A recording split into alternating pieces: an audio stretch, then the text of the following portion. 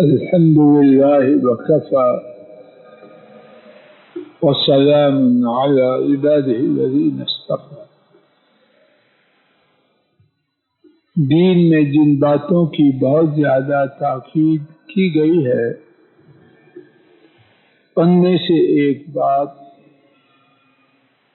حرام کھانے سے بچنا اور حلال کمائی پہ اکتفا کرنا۔ قرآن و سنت میں اس بارے میں بہت کچھ ہے اور اللہ والے ہمیشہ سے اس بات کا بہت ہی زیادہ اہتمام کرتے۔ آئیے آج کے سبق میں ایک اللہ والے کا واقعہ سنتے ہیں، شاید کہ اللہ کی توفیق سے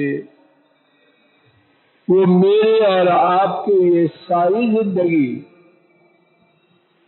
حرام سے بچنے اور حلال پر اکتفا کرنے کا اللہ سبب بنا۔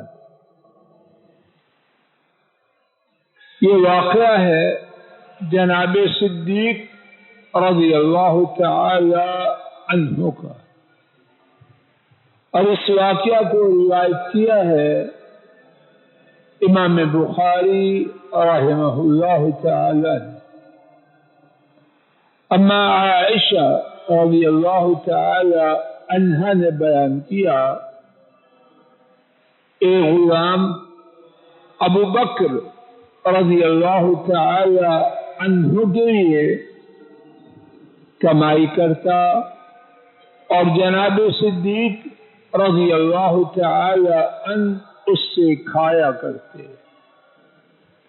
تب دستور یہ تھا کہ غلام کے جملہ اخراجات، تمام اخراجات مالک کے ذمہ، اور اس کی جو آمدن ہو وہ مالک۔ ایک دن وہ غلام کچھ لے کے آیا اور ابو بکر رضی اللہ تعالی عنہ کی خدمت میں پیش کیا۔ ابو بکر رضی اللہ تعالی عنہ نے اس سے کھایا۔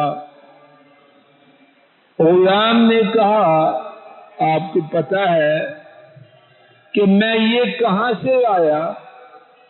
جناب صدیق رضی اللہ تعالی عنہ نے پوچھا، کہاں سے آئے ہو؟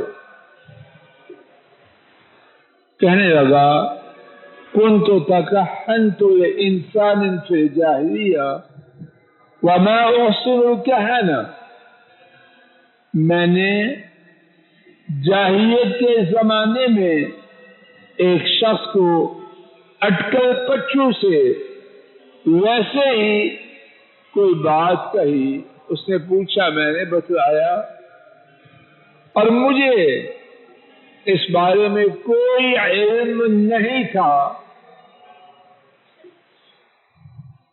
آج وہی شخص مجھے ملا تو اس نے اس میرے بتلانے کے بدلے میں مجھے وہ دیا کہ میں نے آپ کی خدمت میں پیش کیا اور آپ نے اسے کھا لیا۔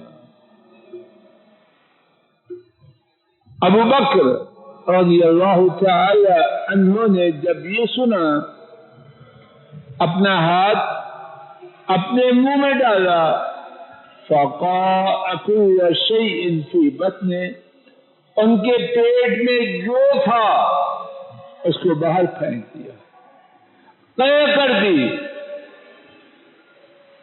بعض تاریخی روایات میں ہے، کسی دیکھنے والے نے عرض کیا، كل هذا من لقمة واحدة، آپ اتنا زیادہ تکلف ایک لقمے کی وجہ سے کر رہے ہیں؟ ایک لقمہ تھا، آپ نے انجانے ہوئے اسے کھا لیا، بات ختم ہوئی۔ آپ اتنا تکلف ایک لقمے کی وجہ سے کر رہے ہیں. تاریخی روایت میں ہے ابو بکر رضی اللہ تعالی عنہ نے فرمایا اللہ کی قسم اگر اس ایک لقمے کو اپنے پیٹ سے نکالنے کے لیے مجھے جان قربان کرنا پڑے میں اپنی جان قربان کر دوں گا، لیکن ناجائز یہ لقمہ میں اپنے پیٹ کے اندر نہ رہنے دوں گا.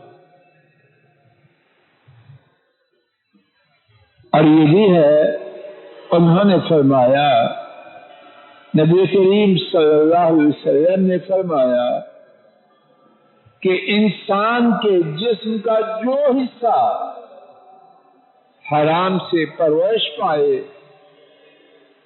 وہ جہنم کا زیادہ حقدار ہے، وہ دوزخ کی آگ کا زیادہ حقدار ہے.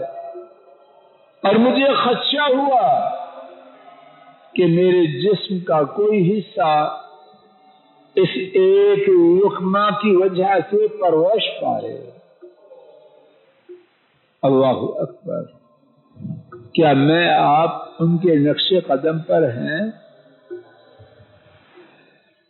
اللہ کرے آ جائیں، آئیں گے تو خیر ہوگی، وگرنہ پہلے بھی حالت اچھی نہیں تو حشر بھی اچھا ہونے کی توقع نہ ہوگی.